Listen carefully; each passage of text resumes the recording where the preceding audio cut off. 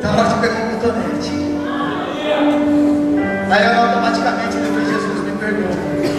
Aí Jesus me levava na palavra de Deus, ele falava: ei, Arnei, aquele que julga será julgado, e aquele que mede será medido da mesma medida.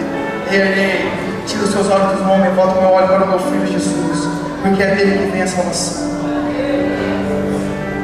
Então não foi diferente quando eu voltei para a igreja e quando eu me identifiquei com um homem chamado Moisés.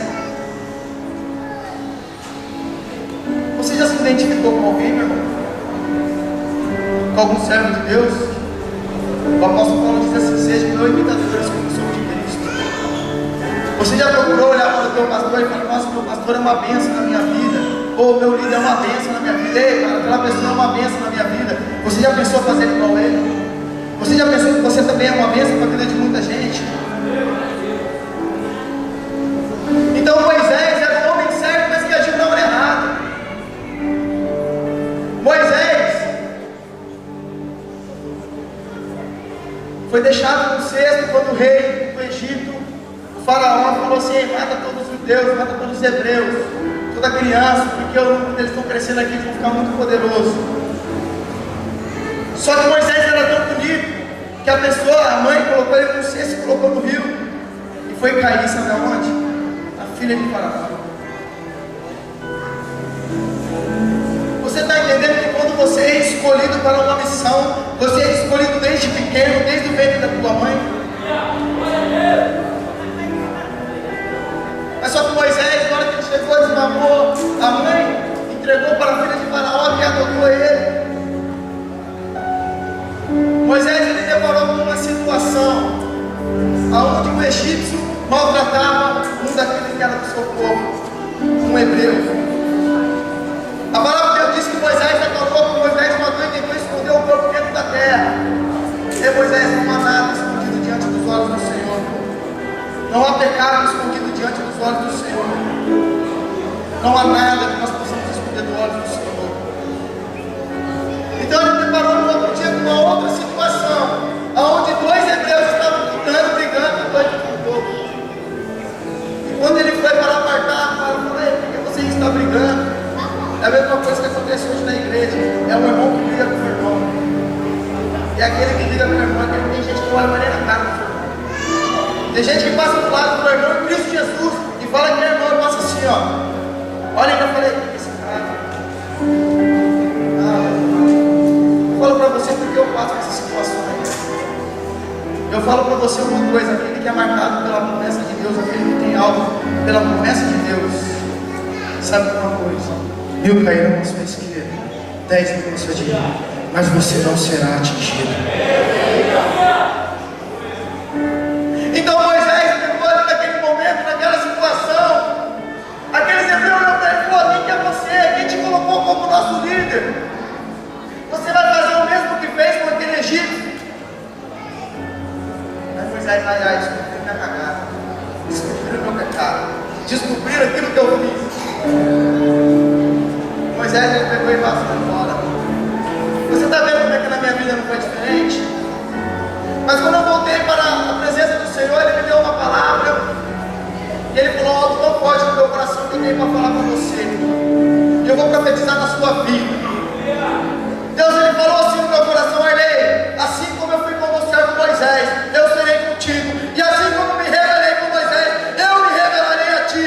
O que Deus está falando é, jovem, Deus vai te revelar a ti, porque Deus é contigo. Deus, Ele não te deixou, Deus, Ele não vai te desamparar. Ei, aguenta firme, porque as promessas vão cumprir na tua vida. Pode passar o tempo que for, e ela vai se cumprir. Ela vai chegar na sua vida. Aleluia. Ela domina o 3. Aleluia.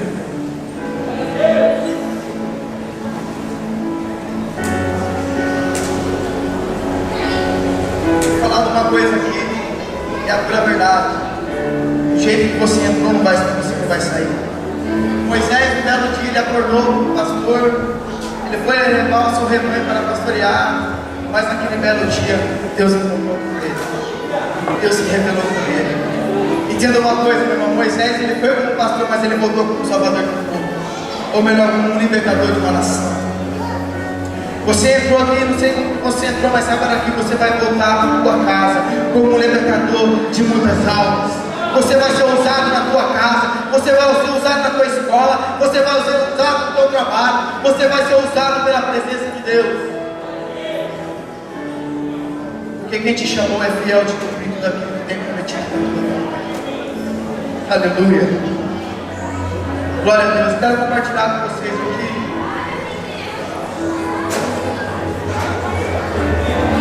Êxodo 3 em diante. Êxodo 3. E apacentava Moisés o rebanho do deserto, seu sogro, sacerdote Midian, levantou o rebanho através do deserto, veio o monte de Deus a Horebe, e apareceu-lhe o anjo do Senhor em uma chama de fogo no meio de uma sarça, e olhou e disse que a sarça ardia no fogo, e a sarça não se consumia. E Moisés disse: agora me virarei para lá e verei essa grande visão, porque a sarça se não queima. E vendo o Senhor se virar para lá e a ver, brandou Deus a ele no meio da sarça e disse: Moisés, Moisés. E ele disse: eis-me aqui. Alguém pode dizer: eis-me aqui, Senhor? Aleluia. E disse: não te chegues para cá, tira o sapato dos teus pés, porque o lugar em que tu estás é terra santa. Disse mais: eu vou a Deus, eu sou o Deus de teu pai, o Deus de Abraão, o Deus de Isaac, o Deus de Jacó. Moisés, e Moisés cobriu o seu rosto, porque temeu olhar para Deus. E disse ao Senhor: tenho visto atentamente a aflição do meu povo, que está no Egito, e tenho ouvido o seu clamor por causa dos seus desamores, porque conheci as suas dores. Portanto, desce para lá livrá-los da mão dos egípcios, e para fazê-los subir daquela terra a uma terra boa e larga, a uma terra que mama leite e mel, ao lugar da Cananeu, e do Eteu, e do Amoreu, do Ferizeu, do Eveu e dos Jebuseus. E agora eis que o clamor dos filhos de Israel chegou a mim, e também tenho visto a opressão que os egípcios nos oprimem. Vem agora, pois, eu te enviarei a Faraó para que tires o meu povo dos filhos de Israel. Melhor que os filhos de Egito. Você está entendendo como que não foi diferente na minha vida? Você está entendendo que no momento eu era uma pessoa escolhida de Deus, que você era uma pessoa escolhida de Deus, mas que no momento errado nós agimos na nossa vida, nós temos que fugir. Mas aquele que é chamado, que é marcado pela promessa de Deus, vai chegar uma hora que Deus ele vai te trazer de volta, vai fazer você cumprir o teu chamado. Hoje muitas vezes nós entendemos errado chamar de ministério, chamar de uma coisa, ministério é outra. O que eu estou querendo falar para você, meu irmão, quando Deus ele te chamou e você tem certeza daquilo que Deus te chamou, pela vocação pelo qual Deus te chamou, sabe de uma coisa? Pode se levantar o inferno contra a tua vida. Quando Deus ele dá uma palavra, até o inferno obedece.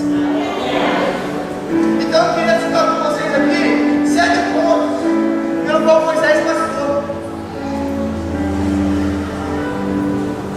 O primeiro ponto pelo qual Moisés passou na vida dele foi a obra de Deus. Deus está agindo constantemente ao seu redor. Ou seja, Deus ele está constantemente ao meu redor. A palavra de Deus diz em Mateus 28:20 que Jesus estaria conosco até a consumação dos séculos dos séculos. Ei, peraí, Jesus te deixou? A palavra de Deus diz que Jesus ele nunca nos desamparou, jamais vai nos abandonar. Jesus ele fala, a palavra de Deus diz que pode o pai, a mãe abandonar seu filho, mas Deus nunca vai abandonar. Sabe uma coisa? Se você está aqui, é porque aonde você está, Jesus sempre esteve do teu lado. A obra de Deus sempre esteve te cercando, sempre esteve do teu redor. Aquilo que Deus quer na tua vida, sempre esteve vivo dentro de você.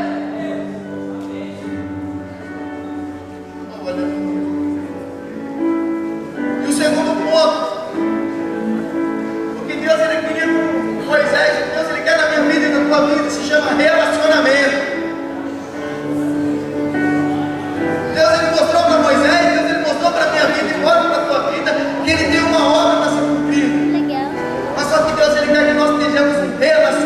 com Ele. Deus busca um relacionamento contínuo com você, que seja real e pessoal. A palavra de Deus diz em João 6, 51 e 57 que Jesus Cristo ele é o pão da vida. Que aquele que comer do pão terá vida, e aquele que beber do teu sangue tem uma aliança marcada com Cristo Jesus. Só que quando a gente fala de relacionamento, meu irmão, eu vou entrar em 3 pontos com você fundamental do relacionamento. Primeiro é seriedade. Não é diferente se você não levar o relacionamento do seu e da sua esposa a sério, e nada acontece. E com Deus não é diferente. Deus ele quer um relacionamento contínuo e pessoal na minha vida. Ou seja, eu tenho que ter seriedade. Eu tenho que ter primeiramente um compromisso com Deus. Porque o compromisso é a base para o relacionamento. Então, o relacionamento, ou seja, levar as coisas de Deus a sério. Sabe por quê, meu irmão? Porque Deus te leva a sério a todo instante, a todo momento da tua vida.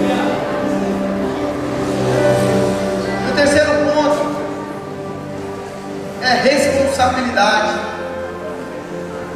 Você tem que ser responsável. O segundo ponto, né, Marquinhos? Obrigado, filho. E o segundo ponto é a responsabilidade. Saber que nós somos responsáveis de tudo aquilo que nós falamos, seja coisas boas ou más, diante de Deus. E o terceiro ponto, que entra no relacionamento, se chama fidelidade. Ser fiel a Deus. Ser fiel em cumprir o voto da aliança, o pacto, a promessa, tudo aquilo que a gente fez com Jesus. Porque quando Jesus ele me chamou, ele fez uma aliança comigo. Foi um derramar de sangue em Cristo Jesus, pelo qual me aceitou do jeito que eu era.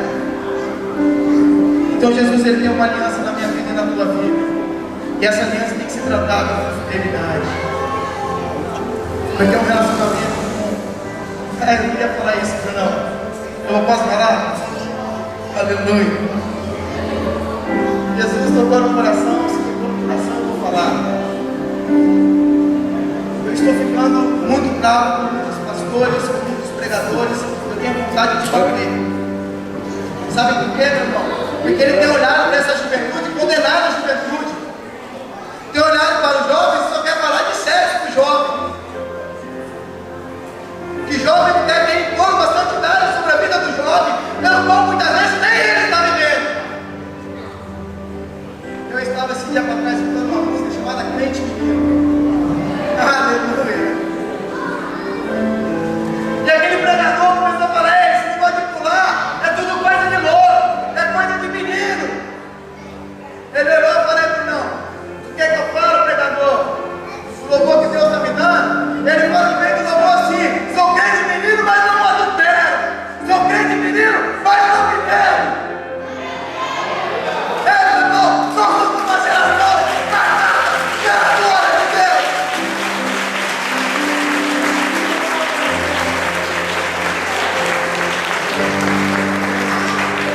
Eu estava junto com o nosso ministério na igreja chamada Provocadores de Milagre. Deus ele me deu uma passagem lá em Joel 2:28 que diz que nos últimos dias Deus derramaria sobre toda a carne do teu espírito. Os nossos filhos e as nossas filhas profetizarão. Os velhos terão sonhos, os jovens terão visões. Ei, meu irmão, o dia de Pentecostes já chegou. O dia que era comemorada, o dia que Deus deu a lei, o dia que Deus fez aliança com o povo santo e separado. Mas a palavra diz que nos últimos dias Ele derramaria sobre todas as carnes. E eu venho falar uma coisa para essa geração: esse poder está sobre a tua vida, esse poder do Espírito Santo está sobre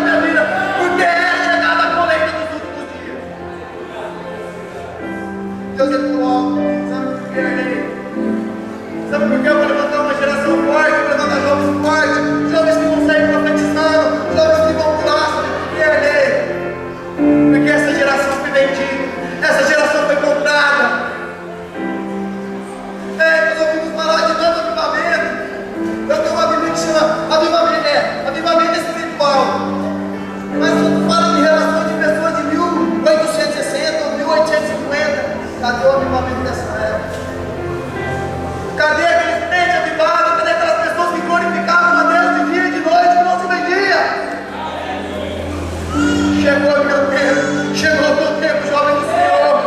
Ei, chegou o teu tempo. Chegou o teu tempo. Ei, profeta do Senhor, chegou o teu tempo.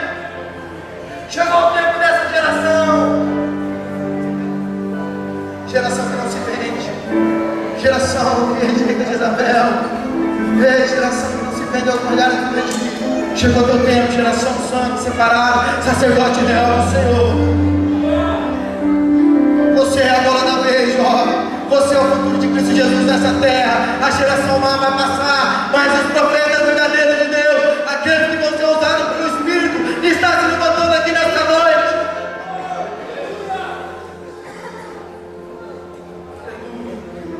Então adquira um relacionamento com Deus. Tenha um compromisso com o seu relacionamento. Tenha seriedade, responsabilidade e fidelidade com o Senhor, porque Ele tem sido fiel contigo. Oh, glória a Deus. Correr aqui, porque senão vai ter que fechar as portas aí, porque se ligar por aqui e fazer uma vigília muito doida. Aleluia. E o terceiro ponto que Deus tem